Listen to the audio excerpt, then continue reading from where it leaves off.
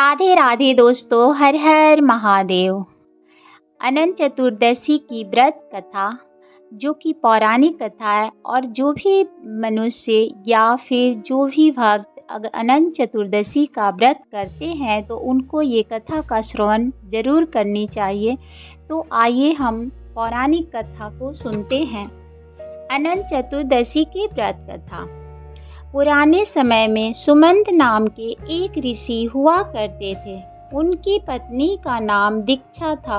दोनों की बेटी सुशीला थी। सुशीला थोड़ी बड़ी हुई तो माँ दीक्षा का स्वर्गवास हो गया।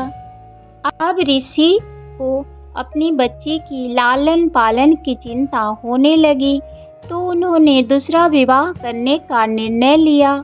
उनकी दूसरी पत्नी और सुशीला की सौतेली माँ का नाम करकसा था। वह अपने नाम की तरह ही स्वभाव में भी करकसा थी। करकसा ने सुशीला को बड़े कष्ट दिए। जैसे तैसे सुशीला बड़ी हुई, तब ऋषि सुमंत को उसके विवाह की चिंता सताने लगी। काफ़ी प्रयासों के बाद कौंडिल्य ऋषि से सुशीला का विवाह संपन्न हुआ, लेकिन यहाँ भी सुशीला को दरिद्रता का ही सामना करना पड़ा। उन्हें जंगलों में भटक भटक कर रहना पड़ता था।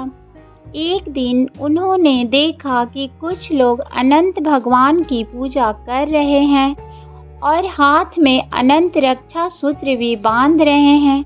सुशीला ने उनसे अनंत भगवान की उपासना के व्रत के महत्व को जाना और विधि विधान भी पूछा। पूजा का उसका पालन करते हुए अनंत रक्षा सूत्र अपनी कलाई पर भी बांध लिया। देखते ही देखते उनके दिन फिरने लगे।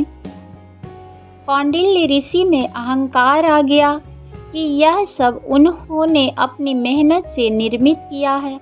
एक साल बाद फिर अनंत चतुर्दशी आई। सुशीला अनंत भगवान का शुक्रिया कर, उनकी पूजा आराधना कर अनंत रक्षा सूत्र को बांधकर घर लौटी, तो कौंडिल्य को उसके हाथ में बंधा वह अनंत धागा दिखाई दिया और उसके बारे में पूछा।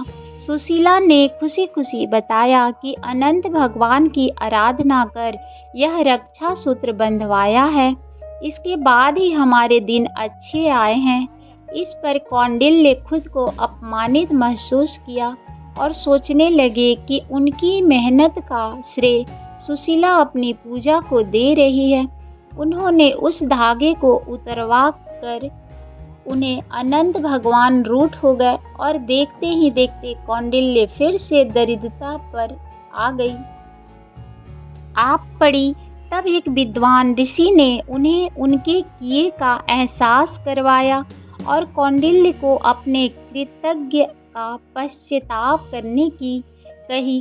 लगातार 14 वर्षों तक उन्होंने अनंत चतुर्दशी का उपवास रखा और उसके पश्चात भगवान श्री हरि प्रसन्न हुए और कौंडिल्य और सुशीला फिर से सुखपूर्वक रहने लगे।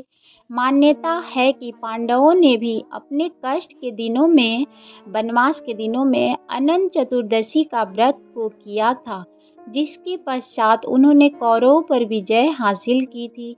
यही नहीं, सत्यवाही राजा हरिश्चंद्र के दिन भी इस व्रत के पश्चात से ही फिरे थे।